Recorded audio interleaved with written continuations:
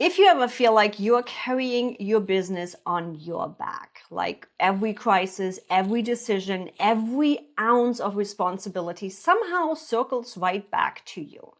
You're in good company. So many female leaders build extraordinary things while quietly burning out behind the scenes.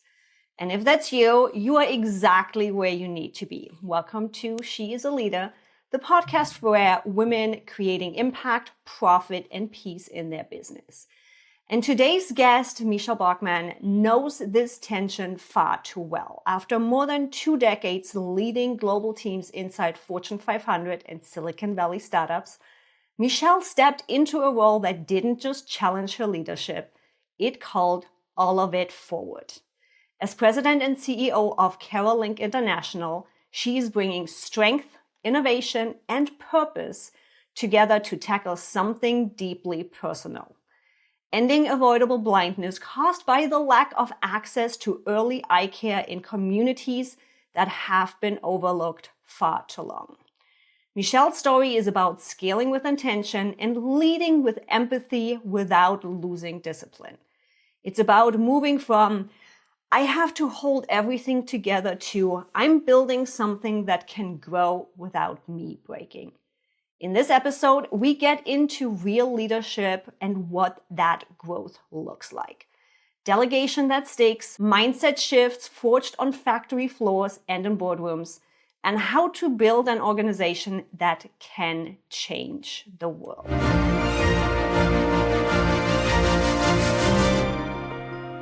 Michelle, I am so excited to have you here, not only because of the impact you are making, but because the story behind it.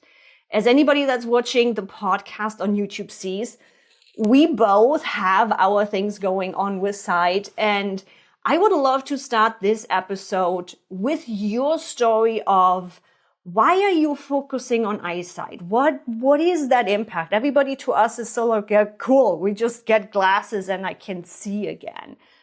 What is that struggle that you went through? Thank you. Thanks for the wonderful introduction. It was really, really nice. It's very personal for me. I had just come off of a really big role in a Fortune 100 company, and I needed a break. And about that time, I was injured. And when I got injured, I hurt my shoulder, but I also figured out that I had lost my eyesight in my right eye. And if it weren't for going to KeraLink, I am not sure that I would have caught the fact that I had cancer then in my other eye. And so I felt like when the opportunity came to me and I was trying to figure out what mission, what impact I could have in the world. And the fact that this personally happened to me, I felt the world was telling me, I need to go to KeraLink. And I had this issue before I came to KeraLink. And when I got there, within the first week, I found they helped me connect with the right specialist. And with that specialist, I found out I had cancer in the other eye. I have since had laser surgery in the one eye that I lost my vision in.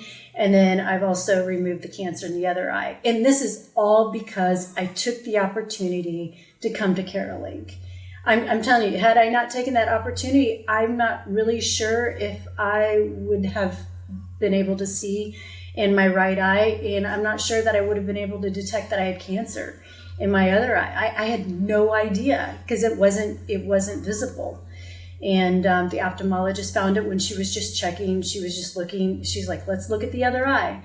And sure enough, found out I had cancer in it. So I am so, so grateful for being at KeraLink, just for me personally getting my life back. Now, for everybody that's listening and hasn't looked you up and hasn't met you before and knows anything about KeraLink, do me a favor and give us a quick little rundown. What is KeraLink? What do they do? What's the support system that KeraLink offers? Sure. So KeraLink started back in 1962.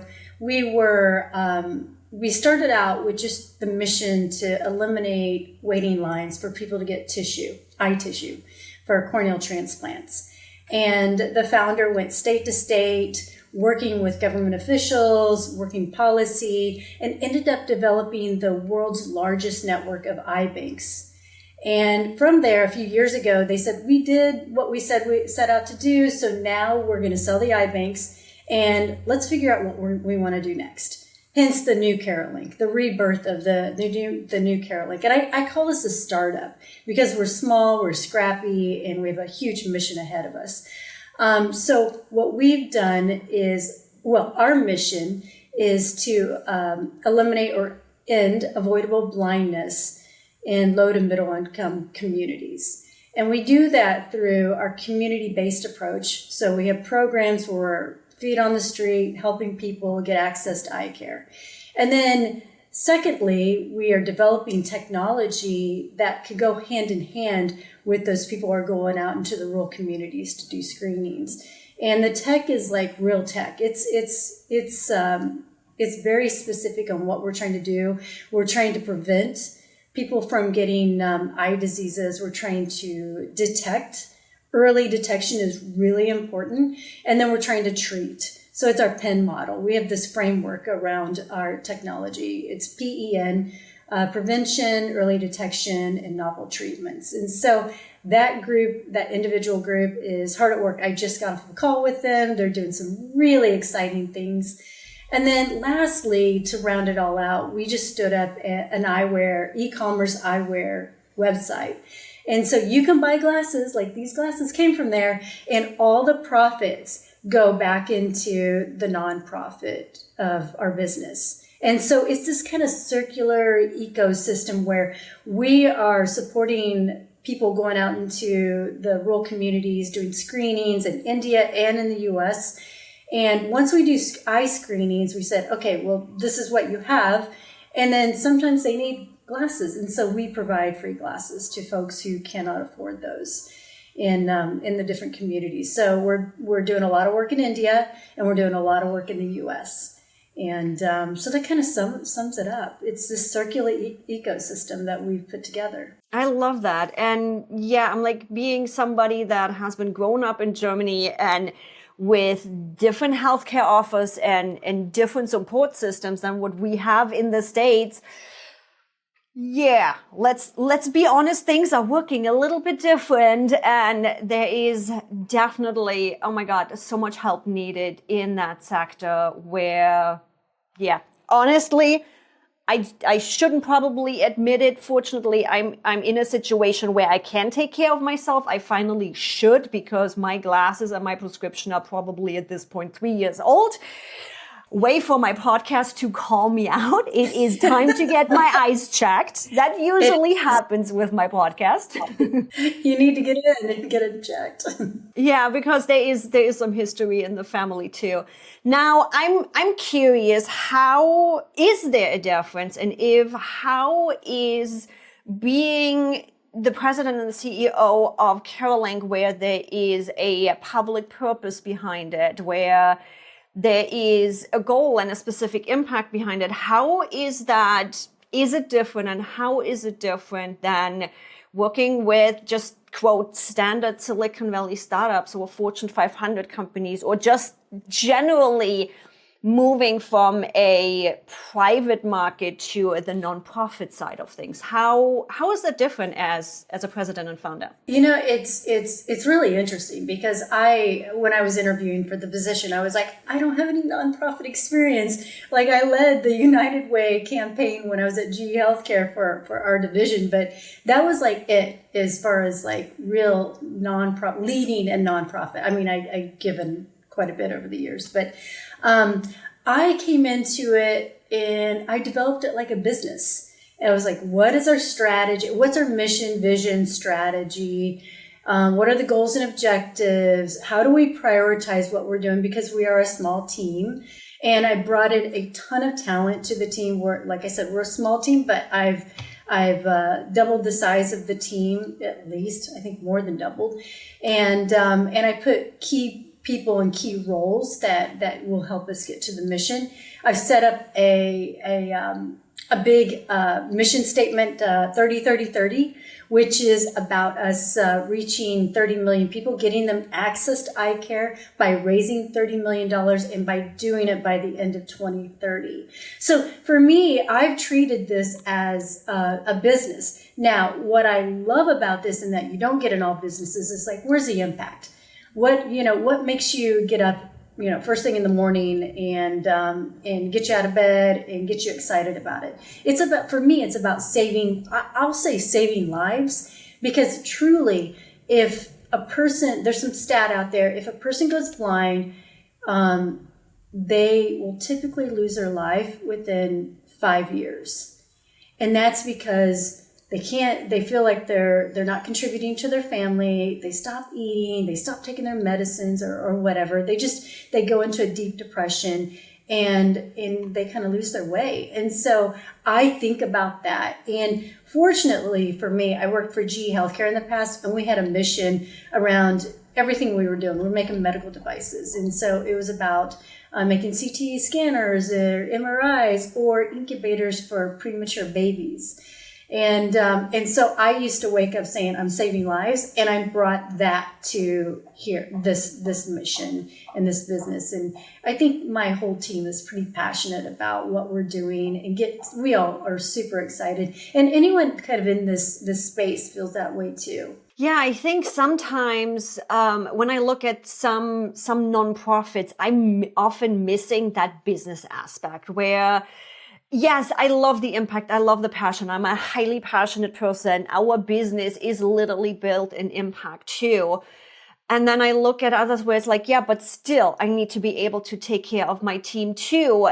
If I want to do any kind of sponsorships or support other people, we need to make sure that the business is viable too. So I love the balance that you bring into this, because nonprofit doesn't mean we don't have bills. Right. It's true. And our board holds us accountable to it. So we have KPIs, and every week we go through everybody's planner and we look at their KPIs. Are they on track? And we have quarterly business reviews. We have yearly business reviews. We have a 5-year plan. So I brought a lot of that business rigor, operational rigor to KeraLink, and really getting us focused, because you get, sometimes when you're in technology, you get so excited about the shiny object. Oh God. It's like, it's like, oh, that's fun. Let's go do that. Oh, that's fun. Let's go check that out. And it's like about staying true to what's in front of us and executing. So executing is like top of mind for me. It's like, we've got the plan. There's a thing, there's like a little saying, it's like, plan the work, work the plan. We plan the work, we're working the plan now. So that's an execution. Now I'm curious, because some of my listeners, the ladies, might just be all like, holy cannoli. So we got this paperwork and that paperwork and those KPIs and this board and this people and those people and those people. Now, I would like you to take a little bit their weight off. I have the knowledge. They might not have the knowledge yet, where it's like, once we initially hear this type of structure, it's like, oh my God, I can't get decisions made. There is no agility anymore. There is no flexibility. So I'm handing this question to you because you are living it with the board, with the KPIs, with the goals and all the things. Just how flexible and agile can you be? I do this presentation sometimes to leadership teams from companies. It's about the big companies wanting to be like a startup, and the startup being like wanting to be like a big company.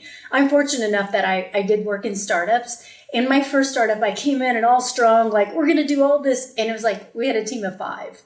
And I was like, no, we can't do that. And so you just figure out what's really important. And you back off when you see the team stress. It's like, oh, that's enough. And so I would like to say that we consider ourselves a startup. So we do have all these metrics and everything, but there's a balance to it. There's a total balance. And you just have I have to watch myself, because I will go and over operationalize if I'm not careful. And so I've been very, very mindful to make sure that we're not just having PowerPoint presentation reviews just for the sake of doing it. It's like, just take, I'll even say, just take your last deck and just just update it. Don't create a whole new thing, or just tell me what are the updates. Don't read through all of it. Just don't spend a lot of time doing that. And so we've caught ourselves going back and forth. And so I'm trying to balance that between that flexibility and being scrappy with, it's operational, and we owe the board and everyone, this type of data.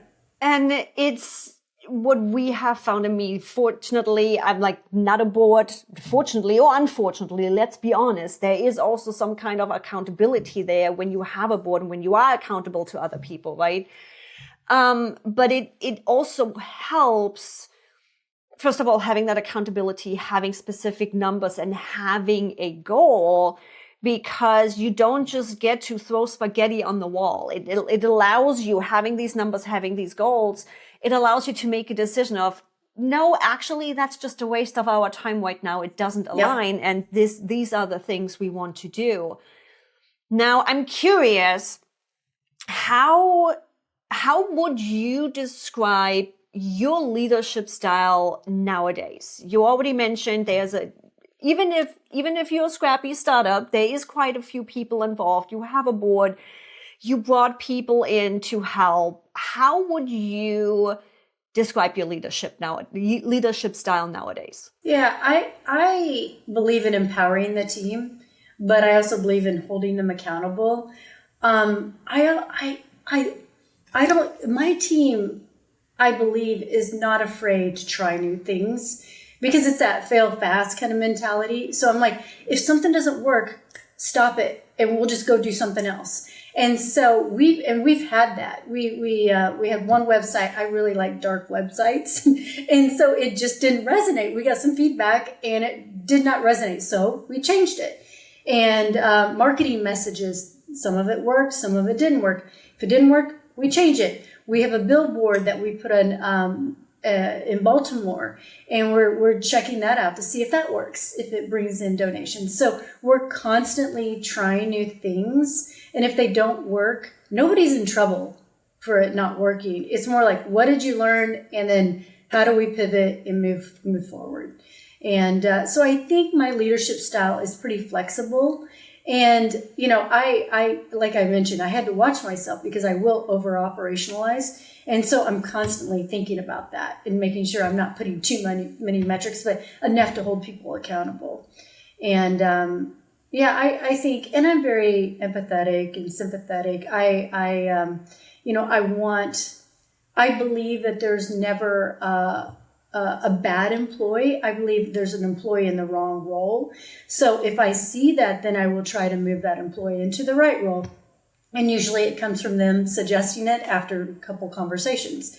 And so, you see that. And I feel like I have an open up enough relationship with my team that they will come to me and bring things like that to me. So I believe there's a lot of trust there. Now, you mentioned you're testing a lot, which I think yes.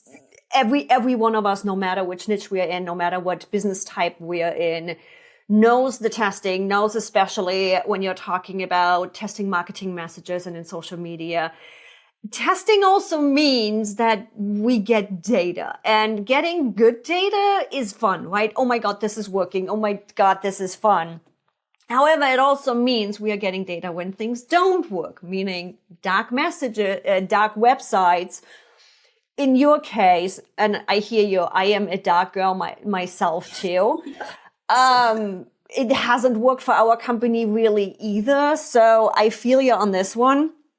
Now, how do you, I don't want to use the word deal. How do you manage? How do you work with your mindset and yourself in such a company where there is high impact, there is a mission behind it, there's a lot of passion and love behind this, when you are testing things and they might not work, or maybe an employee doesn't work out, and just that bad feedback, that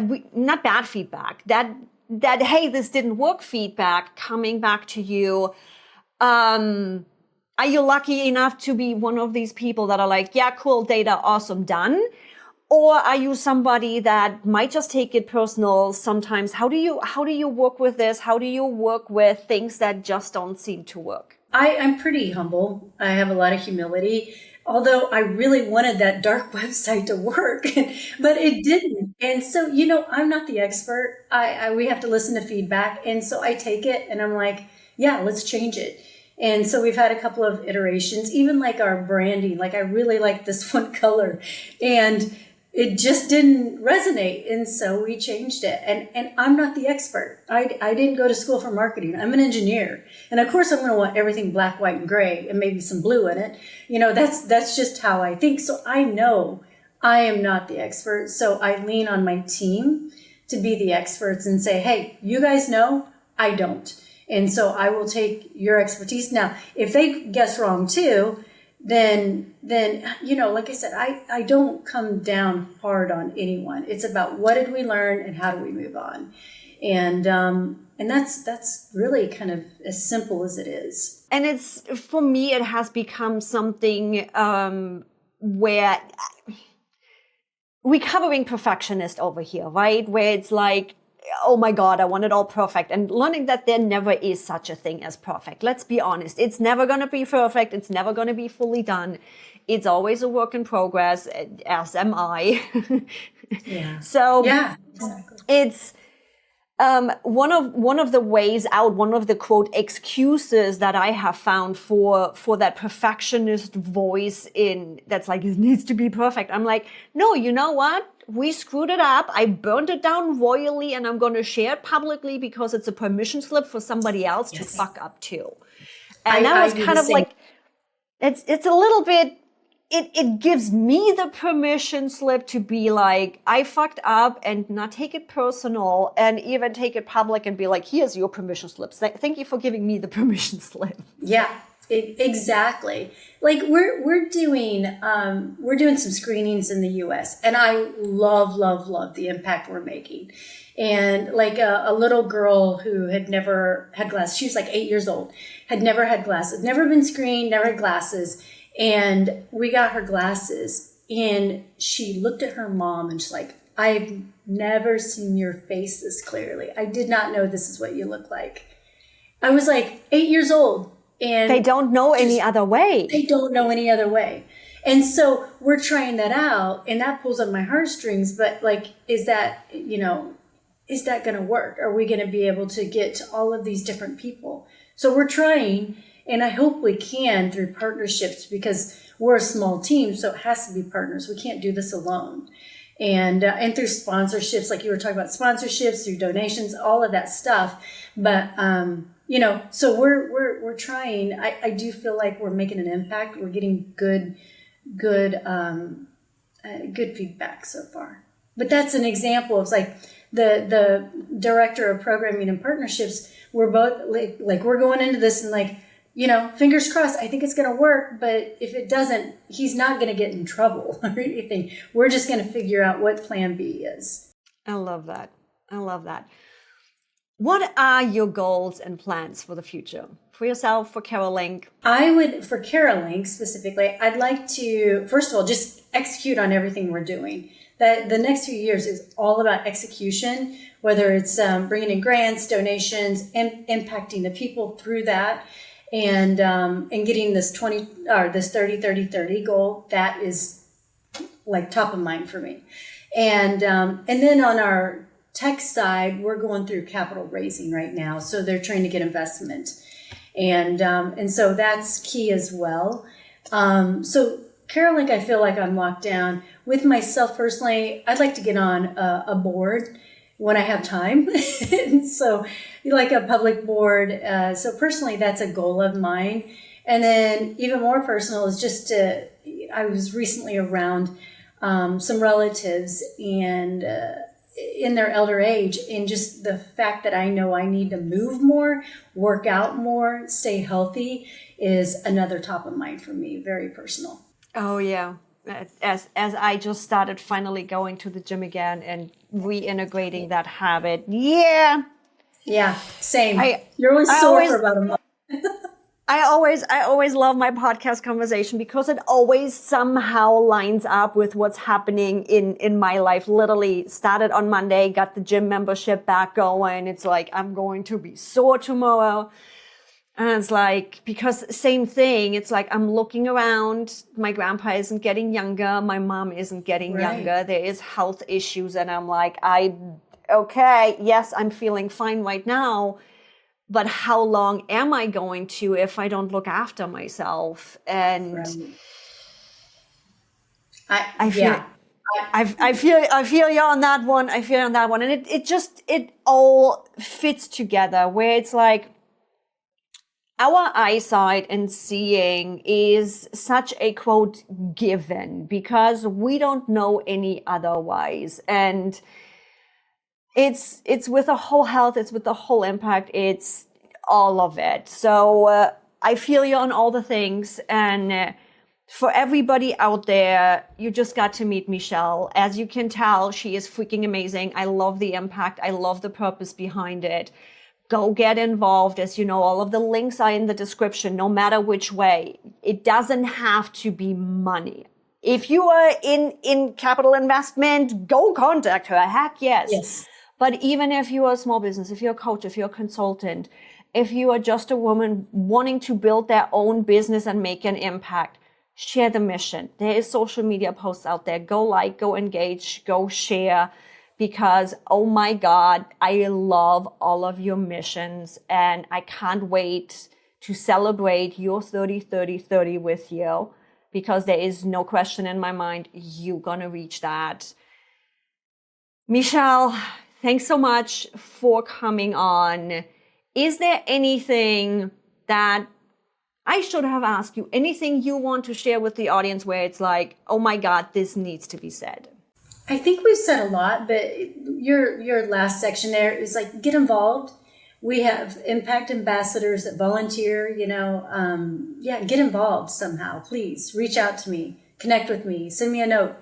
I'm trying to build a community, and it takes more than just me and my team.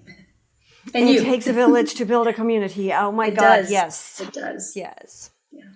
And again, we've made it really easy for you ladies. Go click the link in the description. Michelle, thanks so much for joining. And everybody else, I see and hear you in the next episode. Bye, everybody.